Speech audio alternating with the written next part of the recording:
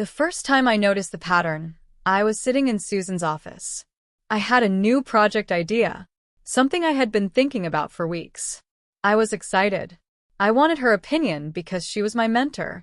That is what we called it. Mentor and mentee. Susan listened. She nodded in all the right places. Then she said, "That's ambitious. Maybe hold off until you have more seniority." I said okay. I had been saying okay to Susan for 2 years. I was tired of saying okay.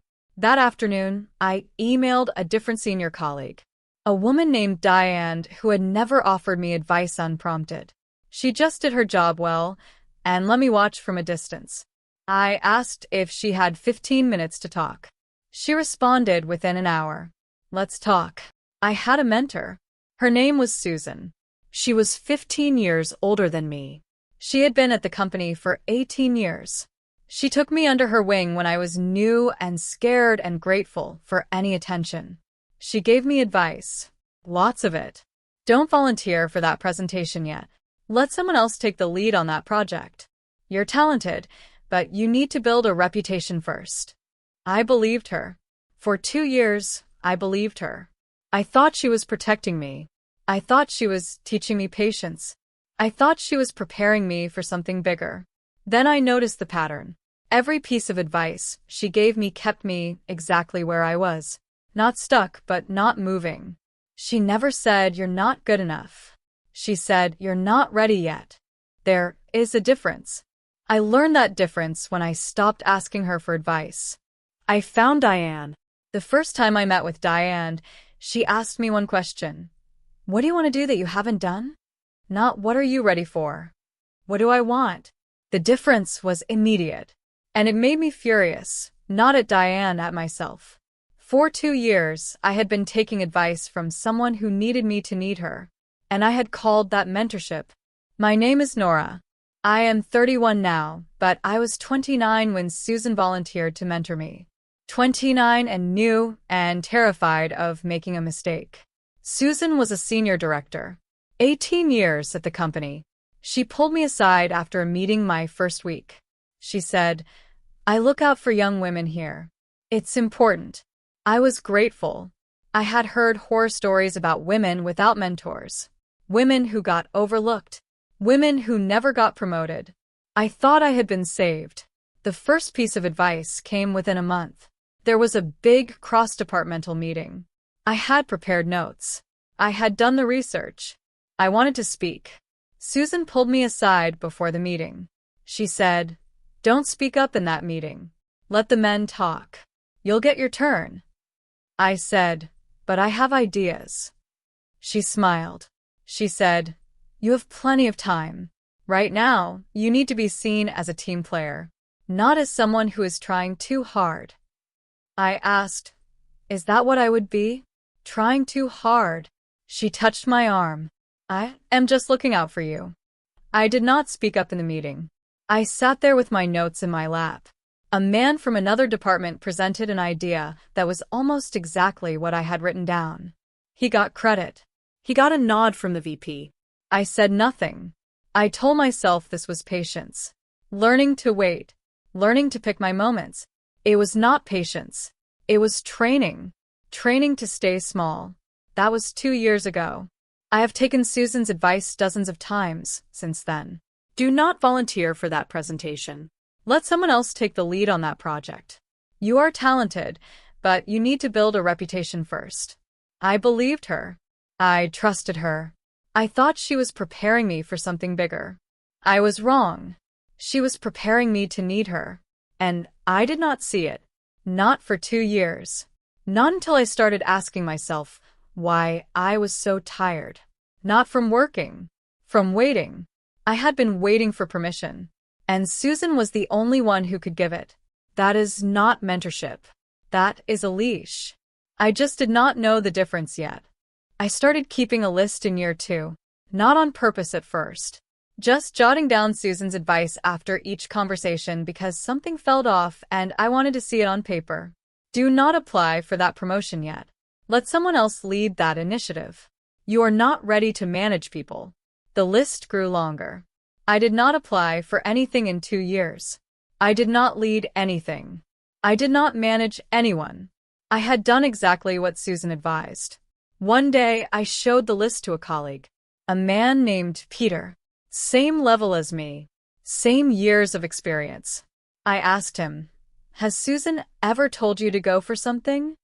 He said, "She told me to go for a promotion last year." I said, "She did?" He said, "Yeah. She said I was ready." I asked, "What's different about you?" He paused. Then he said, "I'm a man." I did not confront Susan. I did not ask why the advice differed. I just sat with the realization. Susan mentors young women by keeping them small.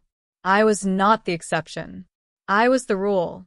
The pattern was not about me. It was about her, about what she needed. She needed to be the senior woman, the one who had made it, the one who could tell others when they were ready. And if no one else was ever ready, she never had to share the spotlight. I thought about the women who had worked with Susan before me. Where were they now? I did not know. I had not asked.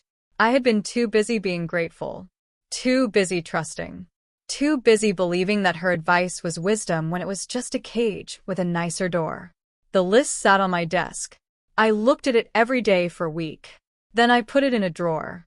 I did not throw it away. I needed it, not as evidence, as a reminder. A reminder that someone who calls herself a mentor but never tells you to run is not a mentor. She is a gatekeeper. And gatekeepers do not open doors. They just tell you which doors are not yours yet. I started looking for another mentor that week. Not because I was angry, because I was finally ready to stop waiting for permission from someone who would never give it. I showed Marcus the list that night. He read it slowly. Then he looked up and said, "This is not mentorship. This is gardening. She has been pruning you." I asked what he meant. He said, "She has been cutting off anything that might grow too tall. She needs you to stay smaller than her." I said, "She has been at the company for 18 years. She knows things." He said, "She knows how to stay. Do you want to stay or do you want to grow?" I did not answer right away. I had been asking myself that question for weeks. I had not let myself answer. Marcus kept going. He asked, "What if she is right? What if I am not ready?" He put the list down. He said, "Ready for what? To try? To fail? To learn? You have been ready. She has been telling you you are not. There is a difference between protecting someone and containing them." I sat there. The word containing landed differently than pruning. Pruning sounded agricultural. Containing sounded intentional. Like Susan had a container in mind, and I was supposed to fit inside it. And for 2 years I had been trying to fit. Marcus did not tell me to leave Susan. He did not tell me to confront her. He asked a better question. He asked, "What do you want?" I had not been asked that in 2 years. Not by Susan. Not by myself. I had been so busy accepting her answers that I had stopped asking the question. What did I want? I wanted to lead a project. I wanted to manage people. I wanted to stop being the one who waited. I wanted to be the one who tried. I said some of that out loud. Marcus nodded. He said, "Then why are you still asking her for permission?" I did not have an answer. Because I had been trained not to have one. Trained to wait. Trained to ask. Trained to believe that the woman with 18 years of experience knew better than I did. But she did not know what I wanted. She only knew what she wanted for me. And what she wanted was for me to stay. I put the list back in the drawer. Not to hide it. To remind myself that I had finally seen the pattern. The next step was not to ask Susan for different advice. The next step was to stop asking her for advice at all. I did not know how to do that yet, but I was going to learn. I started watching Diane after Marcus said that. Diane was a senior vice president. She had been promoted 4 times in 12 years. She did not have a reputation as a mentor. She did not volunteer to help young women. She just did her job well and let people come to her if they wanted. I watched how she talked to people. She gave advice only when asked. And her advice was always the same shape. Here is what I would do. But you are not me. So, do what works for you. No, you are not ready. No, let's wait and see. Just information and then a door. I asked Diane for coffee. She said yes. I did not tell Susan. Susan found out anyway. Someone saw us. Someone talked. Susan cornered me in the break room 3 days later. She said, I heard you met with Diane. I could have connected you. You just had to ask. I looked at her. I said, I did not know I was allowed to ask. She smiled. Of course you are allowed. I want you to grow. I thought about the list. The 2 years of not yet. The colleague who was told to go for a promotion. The women before me who had been pruned and contained. I did not say any of that. I said, I'll keep that in mind. I walked away.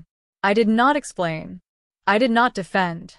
I was done explaining myself to someone who had been containing me and calling it care. I did not show Susan the list. I did not confront her about the gender device. I had learned that confrontation with Susan was not a conversation. It was a performance. And Susan was better at performing than I was. She would cry, or she would get defensive, or she would say, I misunderstood. She would make herself the victim, and me the ungrateful mentee. I had seen her do it to other women. I was not going to let her do it to me. So I chose silence. Not because I was weak. Because I was saving my energy for Diane. Diane did not need me to perform. She just needed me to show up with questions. That was the difference. Susan wanted me to need her. Diane wanted me to think for myself.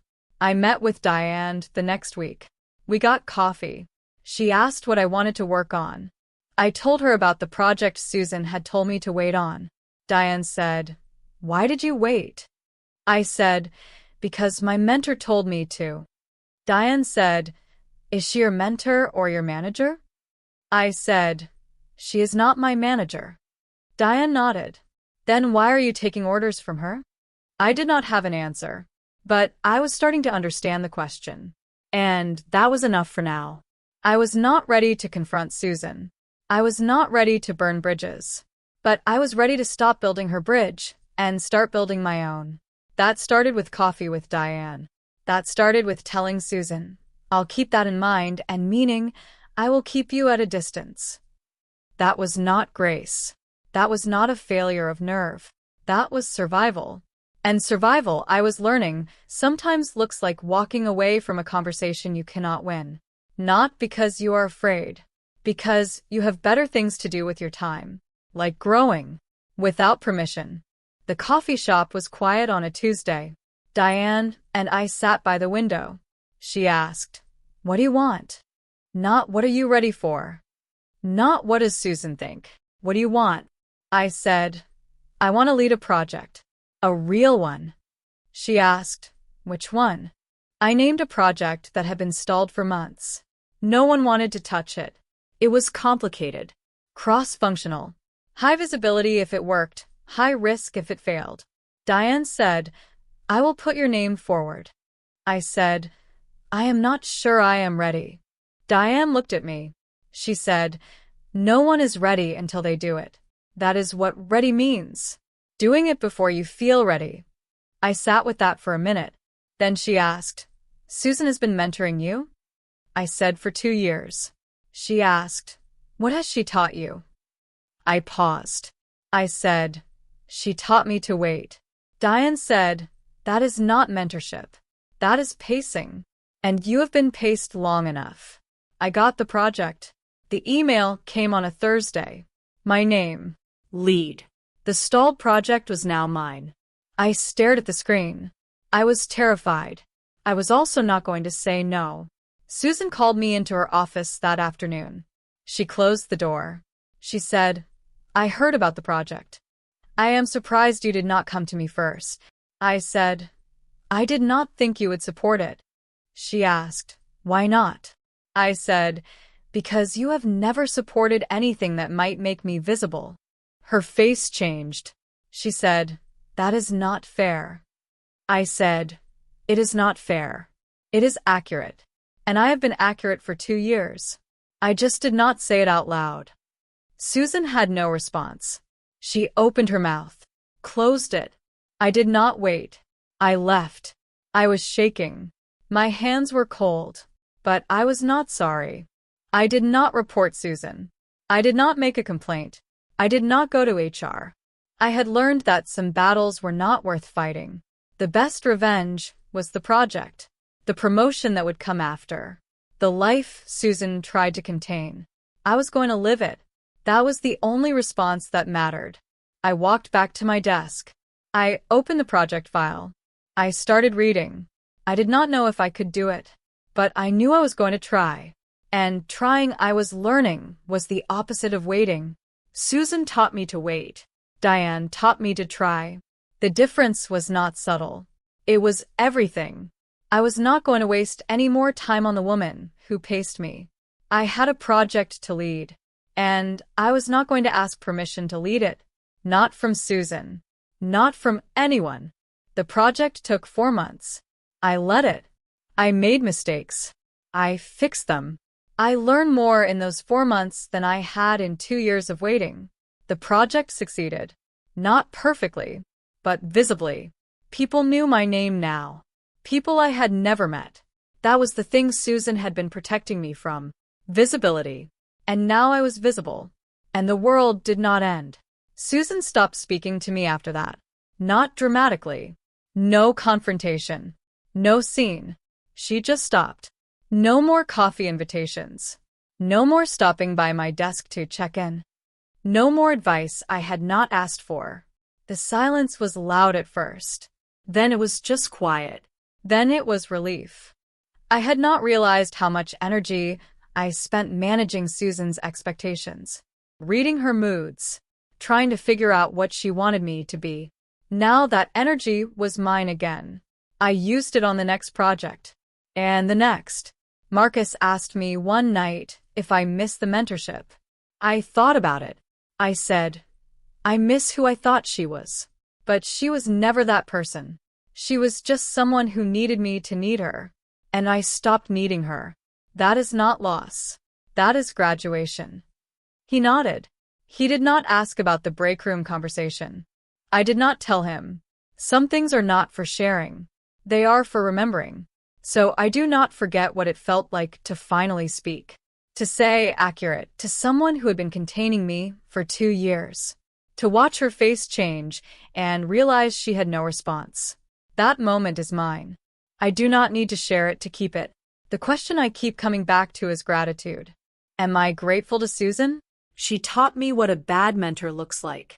She taught me to watch for patterns. She taught me that not yet is sometimes a cage.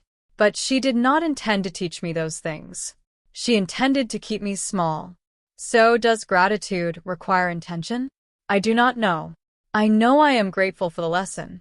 I am not grateful for the teacher. Those are different things. And I am allowed to hold both. I have a project to lead tomorrow. Diane will be there. She will not give me advice unless I ask. And when I ask, she will say, here is what I would do. But you are not me. So, do what works for you. That is mentorship. That is someone who wants me to grow, not someone who needs me to need her. The difference took me 2 years to see. I am not going to waste any more time on the woman who paced me. I have work to do. I'm over at where silence ends. Subscribe if any of this sounds familiar. The company event was in the main conference room. 50 people. Leadership team. My project was the last presentation of the day. I had prepared for weeks. Diane helped me practice. She did not rewrite my slides. She just listened and said, you know this. Just tell them what you did. I stood at the front of the room. The lights were bright. I could see faces in the audience. Susan was in the 3rd row. I did not look at her on purpose. I did not avoid looking at her. She was just another face. Another person in a room full of people who had come to hear about a project that succeeded. I spoke clearly. I did not rush. I did not apologize for taking up space. I presented the data, the wins, the things I would do differently next time. People nodded. People asked questions. I answered them. When it was over, people clapped. Not a standing ovation. Just the normal applause for a job well done. It was enough. I was packing my laptop when Susan approached. She said, "That was good. Really good." I said, "Thank you." She said, "I always knew you had it in you." I looked at her. I said, "You always told me I was not ready." She blinked. "I was protecting you." I said, "You were protecting yourself from the possibility that I might not need you anymore." She shook her head. "That is not true." I said, "It is true, and I am not angry about it. I just do not want to pretend anymore.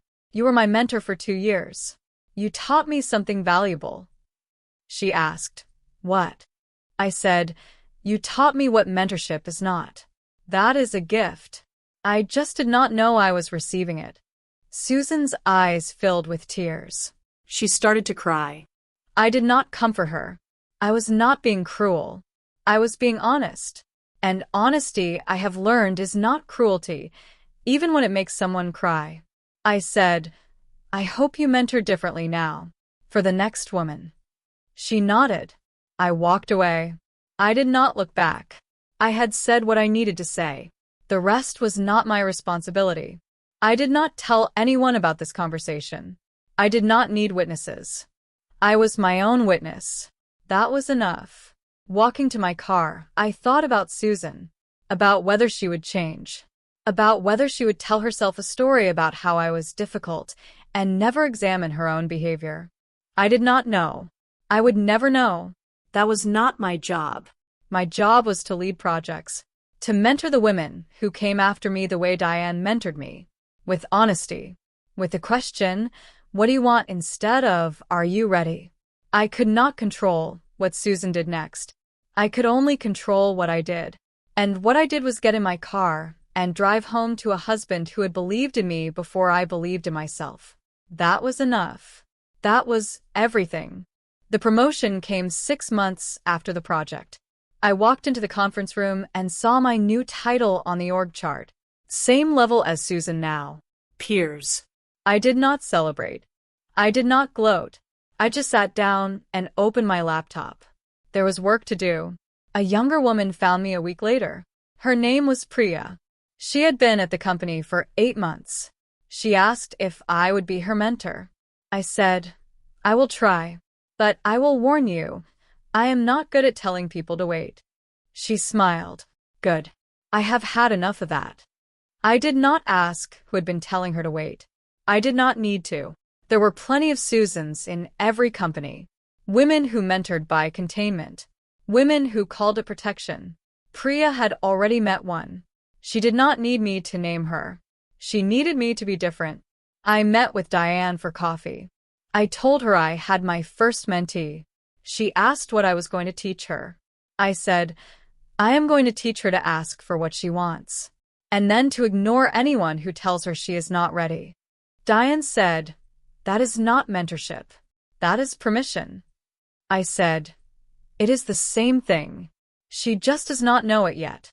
I did not tell Priya about Susan. I did not warn her about women who mentor by containment. I would let her discover her own patterns. That was the difference between Diane and Susan. Diane let me discover. Susan told me what to think. I would be Diane, not because I was perfect, because I had learned. The first time Priya and I met, I asked her Marcus's question, the one that had taken me 2 years to hear. I asked, "What do you want?" She paused. Then she said, "No one has ever asked me that before." I said, "Then you have not had a mentor. You have had a manager. They are not the same." She asked what the difference was. I said, "A manager tells you what to do. A mentor asks you what you want, then helps you figure out how to get it." She nodded. She pulled out a notebook. She wrote something down. I did not ask what. It was not my job to know. My job was to sit across from her and ask the question again next time, and the time after that, until she stopped being surprised by it, until she started asking herself. I thought about what I owed the next woman. Was it enough to simply not repeat the harm that was done to me? I did not know. I knew I would not tell Priya to wait. I would not tell her she was not ready. I would not contain her, so I could feel senior. Those were easy promises. The harder promise was to stay curious. To keep asking, what do you want, even when the answer was inconvenient. To let her fail, if she needed to fail. To let her succeed without taking credit. That was the mentorship I wished I had. That was the mentorship I would try to give. Priya left our first meeting with a list of things she wanted to try. Not things I told her to do. Things she wanted. That was the difference. And the difference was everything. I was not Susan. I was not Diane. I was just someone who had learned the hard way that not yet is sometimes a cage. And I was not going to build cages for the women who came after me. I was going to build doors. And then I was going to step out of the way. I ran into Susan in the hallway last week. She was coming out of a meeting. I was going to the break room. We made eye contact. We nodded. We did not stop to talk. I kept walking. She kept walking. That was it. That was the whole interaction. Later, I realized I no longer think about Susan. Not with anger. Not with gratitude. Just nothing. She is a person I used to know. Like a coworker from a job I left years ago. The shape of her is still in my memory. But the weight is gone. I emailed Diane that afternoon. I said, "Thank you. For the coffee. For the question. For seeing me." She responded within an hour. "I didn't see you. I just asked. You did the rest." I sat at my desk. I thought about the last 2 years. The list. The break room. The project. The promotion. The mentee who asked me to help her.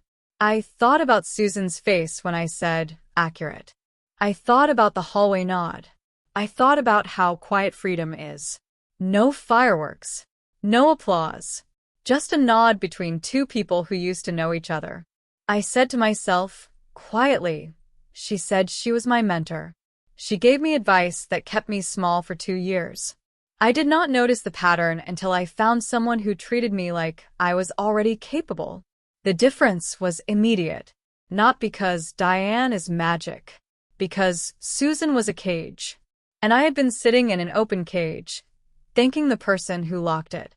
I am not angry anymore. I am just free. And freedom, I have learned, is not the absence of confinement. It is the realization that the door was never locked. I just never tried to open it. Because she told me I was not ready.